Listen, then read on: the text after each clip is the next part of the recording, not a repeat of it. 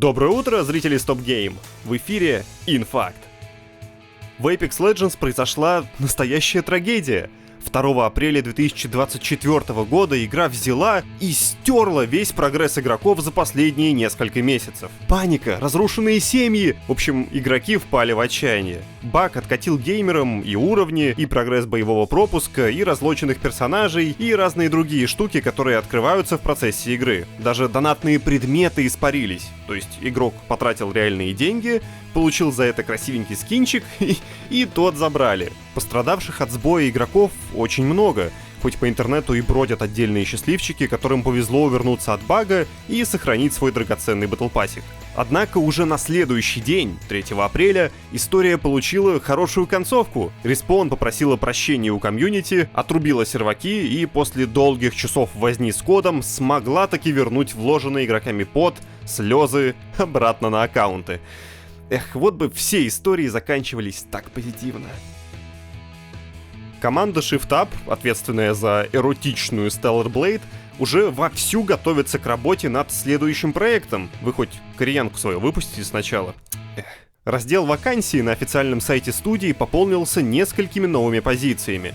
Студия ищет концепт-художника, аниматора, сценариста и технического художника. Из объявлений о поиске этих специалистов можно подчерпнуть некоторые детали о грядущем проекте. Это большой, как принято, AAA проект, которые собираются выпустить просто везде, даже на мобилке. Жанр — городская RPG в научно-фантастическом сеттинге.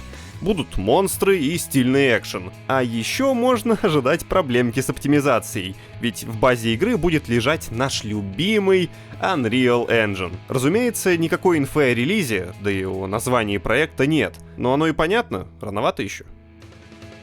Скажите, часто ваши любимые старенькие игры теряют онлайн из-за прихоти издателя? Вот была Lawbreakers, играло в нее сотни человек и все были счастливы. Как минимум, эта сотня человек была счастлива. А потом раз, и все, и нету Lawbreakers.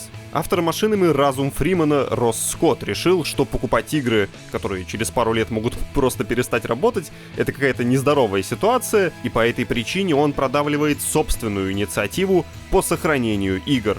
Скотт выпустил агитационный ролик, в котором объясняет свою позицию. Он считает, что современные игроки могут спокойно поиграть в игры из 60-х, какие-то проекты из 90-х до сих пор позволяют через частные серверы запускать матчи с другими игроками, но вот современные релизы часто привязаны к сети, и мало того, именно к серверам издателя. Издательство подумало, что пора лавочку сворачивать, и все, игра превращается в тыкву. Но мало закрытых серверов, издатель ведь даже не предупреждает о своих планах. На коробке с игрой никто не пишет: знаете, мы вот сделали игру и закроем ее через пару лет, а вы поиграйтесь пока. Нет, покупатель платит деньги, получает игру, но эту игру у него отбирают, а бабки никто не возвращает. Вследствие озвученных причин активист выдвигает издателям такие требования.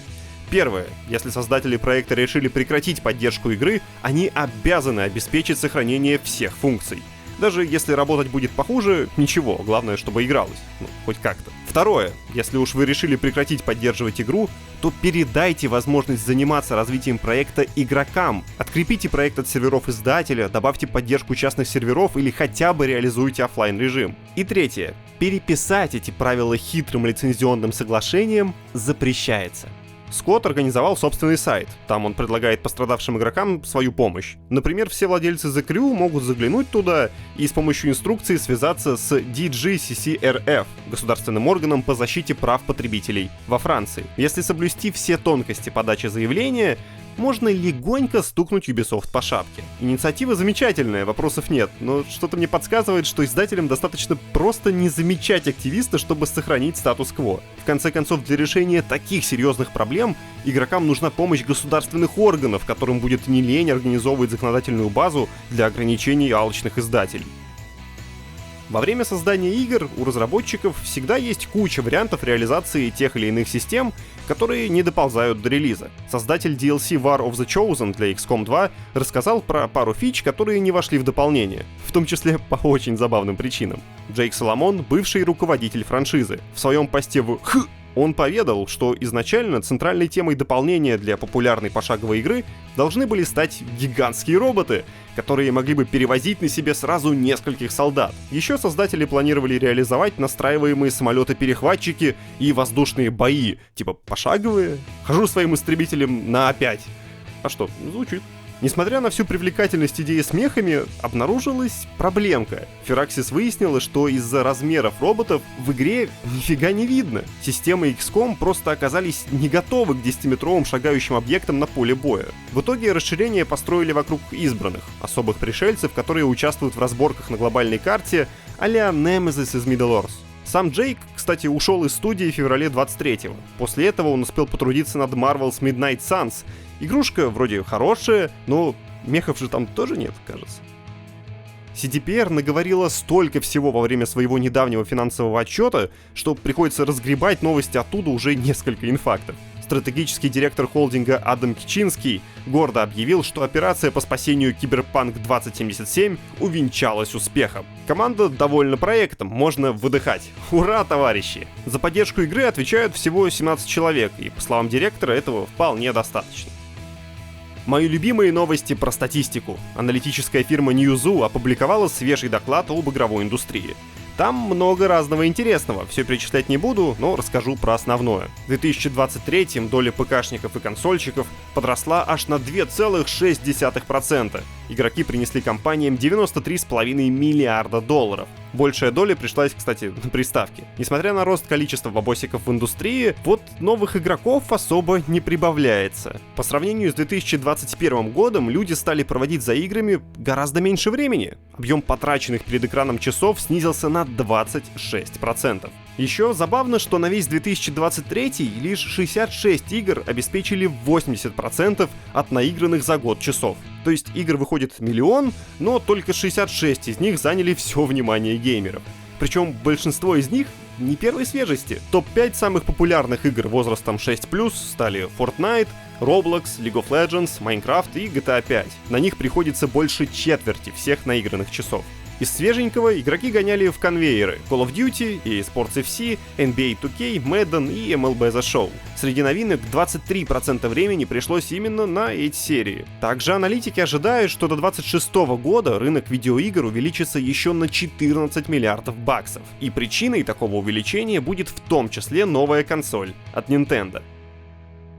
Ремейк Star Wars Knights of the Old Republic все-таки жив. Сначала игру создавала Aspyr Media, потом издатель поставил проект на паузу, потом перезапустил разработку, а в конце концов Котор вообще передали в руки Saber Interactive. Еще и Sony подлила масло в огонь удалением анонсирующего тизера со своего канала. Тогда Джефф Граб заявил, что компания потеряла интерес к ремейку и тихо вышла из сделки. Короче, разработчики из Saber выдержали продолжительную паузу и, наконец, вышли к людям с новостями о долгожданном ремейке. Мэтью Карч в разговоре с IGN рассказал, что после отделения от Embracer Group ремейк остался у студии и работа кипит прямо сейчас. Скажу только, что игра жива и здорова. Мы приложим все усилия, чтобы превзойти ожидания потребителей, заявил он. После продажи Saber генеральный директор Embracer вскользь упоминал о ремейке.